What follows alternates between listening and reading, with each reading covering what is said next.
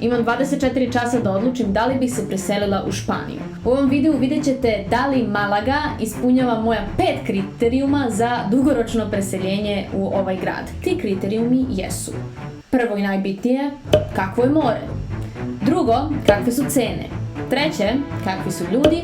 Četvrto, kakva je bezbednost. I na kraju imamo kulturno-umetničku scenu.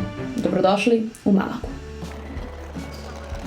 10:50. Sutra u ovo vreme moram da donesem odluku da li bih se preselila u Malagu ili ne. Krećemo sa prvim izazovom. Prvi izazov je staviti, to je pronaći prevozno sredstvo do centra grada. I ovdje se svi kreću uglavnom s ovim skuterima koji su prilično jeftini, ali hajde da vidimo koliko će nam izaći vožnja do centra od železničke stanice. Znači evo, vožnja koja je trajala skoro 12 minuta, koštala je nešto manje od 4 eura. Mi smo se stvarno ceo dan tako vozikali sa jednog kraja grada na drugi, obišli razne neke krajeve i cena na kraju uopšte nije bila toliko visoka kao što vidite u ovim primjerima. A onda smo prešli na hranu. Ovo je naš doručak. Pitufo. Ovo ima ovdje paradajz i doda se maslinovo ulje i ovo su neke šunke. Uzeli smo 2 kafe i uzeli smo ceđeni sok od naranđe. Ajde vidimo koliko to košta na kraju. Evo ga. Surprise! Tinto de verano. Crveno vino leta u prevodu. Lep mi je doživljaj, ovdje imamo gitaricu koja svira preko puta. 6 eura. Ovo sam zapravo htjela da preskočim i onda mi je Mik rekao, ali zar ne želiš da snimiš rusku salatu? 5 eura. Kažem, kakva je crna ova riba na ruskoj salati? Rekoh, vređaju je, ali on kaže, moraš da probaš. U odnosu na našu rusku salatu, ovo je toliko kiselo i ima krompir unutra. Naša ruska salata to nema. Ne sviđa mi se. Tortilja od krompira, kako je oni zovu? Kroketa. Nuggets. Ja naručila još jedno vino. Ukupan račun je 32 eura 70 centi. Jednu stvar, ponavljam, ne treba zaboraviti. Mi se sve vreme nalazimo u turističkom delu grada. Ovaj restoran je bio bukvalno pored Picassovog muzeja. Jedan ručak u centru Beograda koštao bi ovoliko, mislim čaša vina koštala bi ovoliko, što na kraju dana, mislim kad uporediš sa drugim turističkim velikim gradovima u Evropi, pa i nije tako strašno. Hoću da nađem neko mesto na koje lokalci idu, a ne turisti, da vidim kakve su cene tamo. I jesam ga zapravo našla, međutim bilo je to nakon ovih 24 časa pa nisam mogla da vam pokažem taj restoran u ovom videu. Međutim, ako na kraju videa donesem odluku da se zapravo preselim u Malagu, eto prvo ću da odem tamo i da napravim taj video i recenziju tog restorana. Gde sam? Ni manje ni više srela Srbe. Da, to samo potvrđuje da je hrana tamo dobra i nije bila skupa kao na mestima u centru grada. Churros, 70 centi po komadu na jako dobroj lokaciji. Dobro, ali da se mi osvrnemo malo na cene u supermarketu, to je onako mnogo verodostojnije od svega ostalog. Pa tako imamo recimo Milku Max jagoda cheesecake 300 grama 5 eura u Španiji, a kod nas 550 dinara. Recimo da je 1 euro oko 116 dinara, to mu dođe 580 dinara, kod nas znači 30 dinara jeftinije u Srbiji nego u Španiji, pa dobro i nije neka razlika. A ove recimo pečenice, salamice, možemo reći da su u Španiji jeftinije, ali ako birate bolji kvalitet, naravno i cena će da poraste. Sokići kao kod nas, krastavac 2 eura 25 tamo, kod nas znatno jeftiniji, jaja od euro 80 do 3,40, bademovo mleko 2,20, kod nas preko 3 eura. Voda je super jeftinija, 5 litara za 68 centi. Gde to ima? Šampon, cena je gotovo identična. Dezodoransi. Mislim, kod nas su nešto znatno skuplji, kao da doslovno neko hoće da idemo ulicom i onako smrduckamo, ali dobro, nećemo sad ulaziti zašto i kako. I evo zanimljivosti, prezervativi. I dobro, ajde, ako ništa drugo, bar su oni identično skupi, da ne kažem jeftini, i kod nas i kod njih. Pored hrane, na što nam najviše novca odlazi, sem u slučaju da živimo i dalje sa roditeljima, stanarina. kirja, kako god. A sad nije baš bilo vremena da ja zaustavljam random prolaznike na ulicama Malage i da ih pitam da li želite da mi pokažete vaš stan tur i da mi na kraju videa kažete koliko plaćate za stan u centru Malage. Pa sam uradila najlogičniju moguću stvar. Pitala sam internet. Evo sad smo gledali na web sajtu idealista.com stanove i za 700 do 800 eura mogu se pronaći jednosobni stanovi, ako si srećan, ili onako studio apartman, sve je u jednoj istoj prostoriji u Malagi. Pričam samo o Malagi kao gradu, a kada bi tražili negde van grada mogu se naći povoljnije varijante u smislu između 400 do 700 eura, što ponovo možda nije najjeftinije, ali mnogo veće prostorije se uračunate u ovu cenu i ja bih svakako išla više na tu varijantu, makar to značilo da nisam u centru grada, naročito ako ću u toj varijanti dobiti neko malo dvorište ili nešto slično. Realno za 700 eura da se pronađe stan u Beogradu jednosoban, može lagano. A ovde na severu Italije gde trenutno živim, pa pravo da vam kažem, slične su cene, da ne kažem iste kao i u Malagi. E sad, to je stvar ličnog ukusa i preferencije. Ćef ti da živiš na severu Italije među planinama, ćef ti da živiš tamo negde u Italiji na jugu, kraj mora. A po sljedećem kriterijumu mislim da je moj izbor očigledan. Za Srpkinju koja živi u državi koja nema ni jedan izlaz na more, ovo je totalno apsurdan zapravo kriterijum, ali je meni i mom srcu jako blizak. Kakva je plaža? Ovo je ona u centru grada, koja nije najpopularnija, uvek je busy, uvek je puna, sada još nije sezona pa nije tako strašno. Postoje mnogo lepša mesta, ali svakako treba i ovo oceniti s obzirom na to da ću sigurno ako se preselim ovde provoditi mnogo vremena baš na ovoj plaži.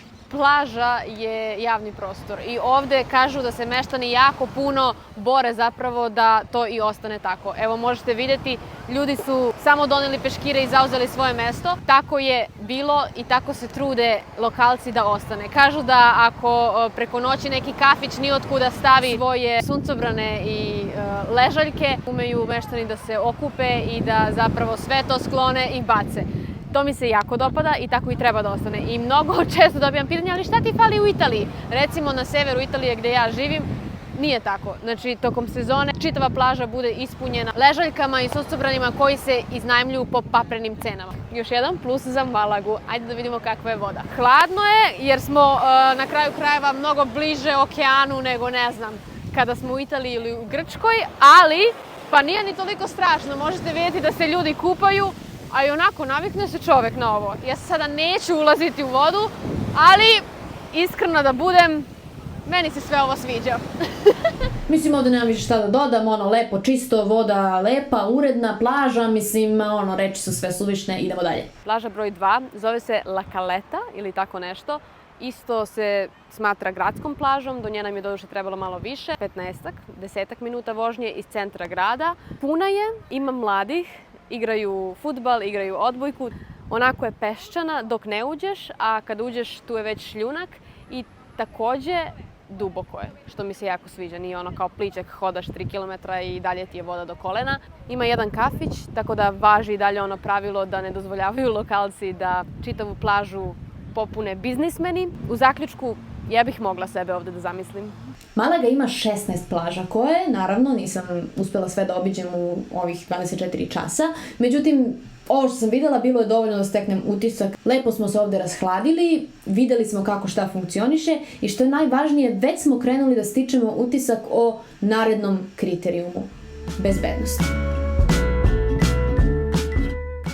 Malaga je gde god budete googlali i tražili informacije generalno bezbedan grad. Naravno, kao i na svakom turističkom mjestu treba izbjegavati određene kvartove, da ih tako nazovemo. Ne treba, ostavljati telefon na sred stola u restoranu gdje može svako da prođe i ćapi ga, što se dešava, opet ponavljam, u turističkim mestima, neretko. Ali uz malo zdravog razuma, sasvim se normalno može živjeti u Malagi.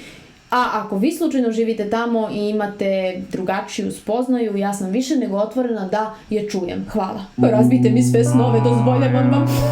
Dajem vam tu dozvolu, dobro, bolje sad nego kad preselim ceo svoj život tamo. Sve je lepo ograđeno, čini se bezbednim. Staza koja vodi do plaže je delom zapravo botanička bašta, napravljena još u 19. veku da ljudi mogu lepo po hladovini do mora.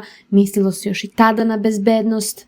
Biciklističke staze postoje duž cijelog grada, pa mislim šta ćeš više? Mogu da kažem da je noć, da se ne osjećam nebezbedno. Odradila sam zapravo istraživanje, čitala sam dosta toga na Google tokom ovog dana, mada nisam uspjela da vam snimim. Evo, ovo je bezbednost, razumeš, svi čekaju, niko ne žuri, evo policije iza njih. Could you film the police behind? Da, policajaca ima na svakom koraku, čitala sam dosta o tome da su također obučeni u normalnu odeću, tako da su prikriveni. Ja sam baš umorna, idem sada da spavam. Ok, laku noć. Ovdje sam, ko što vidite, bila više nego umorna, a nije ni čudo jer sam ja svoj zadatak vrlo ozbiljno shvatila, ne zezam se niti igram sa svojom budućnošću ja i zato sam stvarno odlučila da procenim kakvi su to ljudi, imaju li dobro srce, meku dušu, iskrenost u sebi ili ne. Ajde sada da vidimo koliko su lokalci raspoložni da pomognu nekome. Reći ću da sam se izgubila, da nemam pojma gdje je centar grada, pa da vidimo kako će oni reagovati i na koji način će zapravo uskočiti u ulogu spasioca. Hi, sorry, quick question. I'm completely lost. Where is city center from here? Could you tell me? Chila, venga, dale, muestra la foto. Ovdje mi je audio otišao jer nikada ranije nisam snimala tako daleko od kamere i naravno to sve diskonektovalo, ali na greškama se uči. Ali mislim da ovo što zapravo imam zabeleženo je više nego dovoljno da vam prenesem atmosferu i da steknete utisak kakvi su ljudi. Aha, okay. But it's maybe 25 minutes walk. Walk, okay. And as well? Or? Yes, but if you walk, it's beautiful. Yeah, okay. Neću više mučiti vaše uši. Devojka je bila više nego ljubazna, malo španski, malo engleski, malo ruke, malo noge. Mi smo se sporazumele, kao i ova grupa ljudi.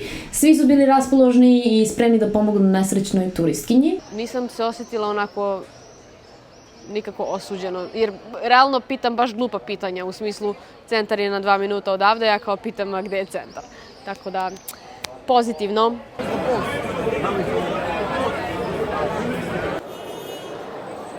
Od ostalih interakcija sa ljudima nemam ništa specijalno negativno da izdvojim, ali ponovo moram biti svesna da većina ljudi na koje sam naišla su najvjerovatnije bili turisti kao i ja. Međutim, ljudi u trgovinama, restoranima, poslovnicama, šta god, moraju biti lokalci, zar ne?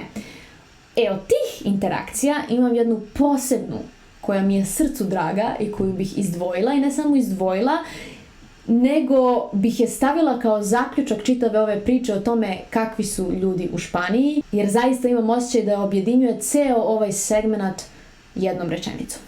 ¿Dónde vive ahora? Ahora en Italia. Volví a Italia en el 2021. I want to come here to live here with him. Estamos planteando de movernos por aquí en unos años. Calidad de vida aquí. Life quality. Is good or what? You know why? Spanish people in Andalusia is working for living, not living for work. Neću dodavati ništa. Idemo na kulturno-umetničku scenu. Muzej na svakom koraku, monumentalno slikarstvo, arhitektura, muzika, ples, društveni događaji poput open mic-a, umetnici, tihi čuvari istorije grada, vizualni izraz svih generacija, kreativne zajednice, mogućnosti zajedničkog usavršavanja, bioskopi, cirkus. Ako na ovo negde u belom svijetu naiđete, nikako ne propustite. Znači, i za mene posebno važan sloj kulturnog identiteta jednog grada. Pozorište. Ajde da vidimo da li imaju išta na engleskom jeziku. Hello.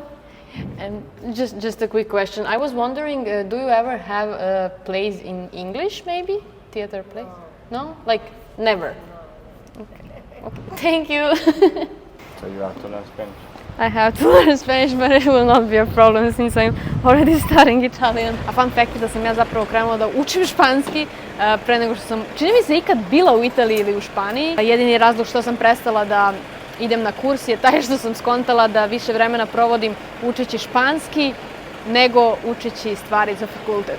Onda sam sebi rekla ne, neće moći to tako i to je bio jedini razlog što sam prestala da učim španski. Tako da stvarno mislim da mi neće biti teško naučiti ga ako odlučim. Oj, thank you. You were filming yourself. I thought you were seeing that happening in the screen. I did not. What time is it? 10:40. 10:40 or 11:40? 10:40? Oh, I still have an hour. No, when did I start yesterday? It was 11:20. Whatever. It's kind of 24 hours. Excusez-moi. Skoro je 24 časa, znači rekao smo 20 do 11 je. I ja treba da donesem odluku. Činjenica je da je ovo stvarno premalo vremena da bi se ovako značajna odluka za nečiju budućnost donela, ali u tome je cela poenta ove igre i ovog izazova, da onako poslušam neki svoj prvi instinkt i da na osnovu njega stvarno donesem odluku kao da se sutra selim ovde. Uzimajući u obzir sve što se desilo i čitav vibe, i ja sam se fokusirala na sva ova neka 4 dela o kojima smo pričali u ovom čitavom videu. Mislim, očigledno, ja preselila bih se ovde sutradan, bukvalno, mislim, šta pričam, toliko mi je nedostajalo sunce, toliko mi je nedostajalo da ljudi budu onako open-minded, toliko mi je nedostajalo da ima šta da se radi, da se non stop nešto dešava, da postoje neke kulturne stvari do kojih je lako doći. Toliko mi je nedostajalo da vidim ljude, da mogu da izađem u grad onako kao što smo nekad davno u Beogradu, a čini mi se da to može ovde da se doživi. Biće mnogo zanimljivo ukoliko se stvarno, mislim, ja stvarno želim da se preselim ovde, tako da ajde da probam da manifestujem to. Biće mnogo zanimljivo kada se stvarno budem preselila ovde, da odgledam ovaj video i ko zna, mislim, možda ću se tad pokajati, možda sam stvarno sve ovo gledala turističkim očima i ništa nije ovako kako se meni čini. Ukoliko poznajete nekog da živi u Malagi i ukoliko ste možda to vi, slobodno mi ostavite dole komentar, kažite mi kakav je vaš život ovde, pa ko zna, možda uskoro popijemo kafu zajedno u Malagi.